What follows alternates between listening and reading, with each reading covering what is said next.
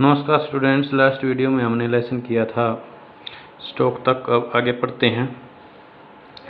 After the grammar we had a lesson in writing.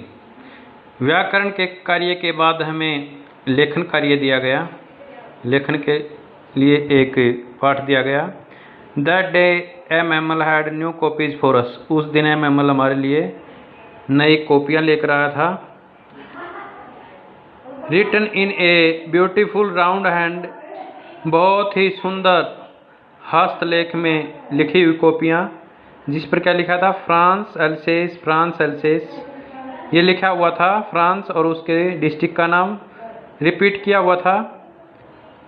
They looked like little flags floating everywhere in the school room. Way school के कमरे में छोटे छोटे इधर उधर उड़ रहे झंडों की तरह दिखाई दे रहे थे। वो अक्सर उस पर लिखे हुए थे, जो पेज पृष्ठ पर लिखे हुए थे। Hung from the rod at the top of our desk, जो हमारे डेस्क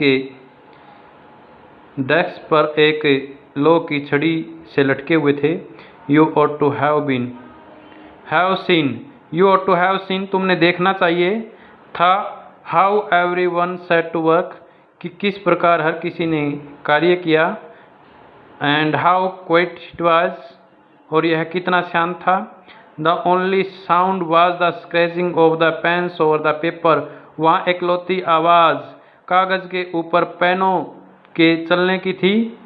पेन जो चल रहा था उससे निकलने वाली ही एकलौती आवाज़ कमरे में थी। वन सम बीटल्स फ्लू इन, बीटल्स होता भंवरे। एक बार कुछ भंवरे कमरे में उड़ रहे थे। But nobody paid any attention to them, लेकिन किसी ने भी उनकी तरफ ध्यान नहीं दिया। अटेंशन, ध्यान देना। Not even the littlest ones, सबसे छोटे बच्चों ने भी नहीं। वो worked right on tracing their fish hooks, जो मछली पकड़ने के कांटों को बनाने में जुटे हुए थे। ट्रेसिंग, ट्रेस करना, चित्रकारी करना। एज इफ, मानो कि दैट वाज फ्रेंच, वह फ्रांसी था। Too on the roof the pigeons cooed very low, coo होता है कबूतर के बोलने की आवाज़, गुटरगू। कबूतर बहुत छत पर बहुत धीमी आवाज़ में गुटरगू कर रहे थे। And I thought to myself, मैंने अपने आप में सोचा, will they make them sing in German even the pigeons, क्या वे कबूतर भी जर्मन भाषा में गायन करेंगे। Whenever I looked up from my writings, जब भी मैं अपने राइटिंग से ऊपर की ओर देखता।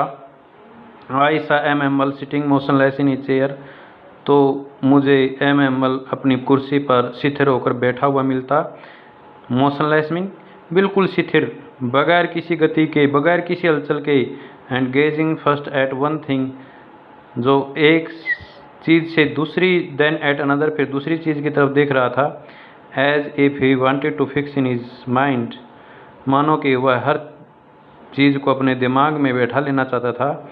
Just how everything looked in that little school room, जैसे कि वह उस छोटे स्कूल रूम में जैसी हर चीज़ दिखाई दे रही थी, वह हर चीज़ की इमेज को अपने दिमाग में सेट कर लेना चाहता था।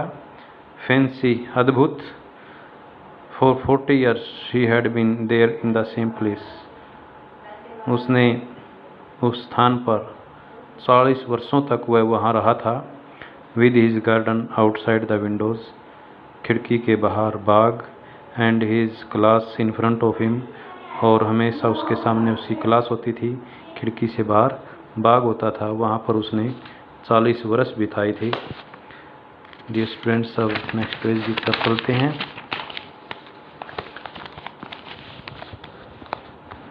मतलब काफ़ी लंबा टाइम उसको वहाँ हो गया था। 40 वर्ष कोई छोटा टाइम नहीं होता, काफ़ी लंबा पीरियड था। Just like that only the desk and benches had been worn smooth, वहाँ पर केवल डेस्क और बेंचेज ही घिस घिस कर चिकने हो गए थे। The walnut trees in the garden were taller, और वहाँ बाग में अखरोट के पेड़ और ज़्यादा लंबे हो गए थे। एंड द ओक वाइन, और एक बेल that he had planted himself, जो उसने स्वयं लगाई थी, twined about the windows to the roof, वह लिपट लिपट कर छत तक पहुंच चुकी थी। वालनट ट्रीज, अखरोट के पेड़, ओक वाइन, बेल, ट्विंट लिपट कर चलना।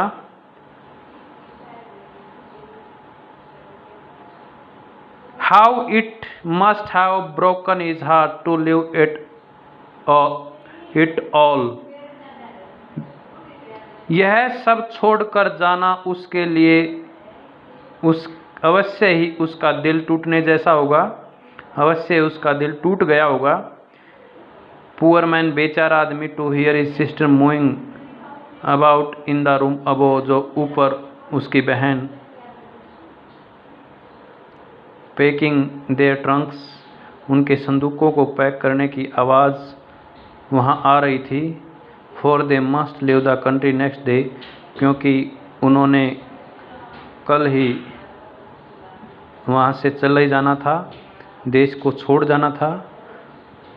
But he had the courage to hear every lesson to the very last, लेकिन उसमें हर प्रत्येक पाठ को अंत तक सुनने का साहस था, हौसला था, हिम्मत थी। आफ्टर द राइटिंग, लेखन कार्य के बाद, we had a lesson in history, हमें इतिहास का एक पाठ दिया गया। And then the babies chanted their ba be B बो बू, और फिर वहाँ बच्चे बा बे बी बो बू मात्राओं का उच्चारण करने लगे। Down there at the back of the room, वहाँ नीचे कमरे के पीछे, ओल्ड होजर, बूढ़ा Hauser, had put on his spectacles, अपने चश्मे पहने हुए था। And holding his primer in both hands, अपने दोनों हाथों में अपना कायदा पकड़े हुए था। Spelled the letters with them, वह भी उनके साथ अक्षरों का उच्चारण करने लगा। यू कुड सी, तुम देख सकते थे, that he too was crying, वह भी रो रहा था, चीख रहा था। His voice trembled with emotion, उसकी आवाज़ भावना के साथ कांप रही थी। ट्रेम्बल कांपना, इमोशन भावना।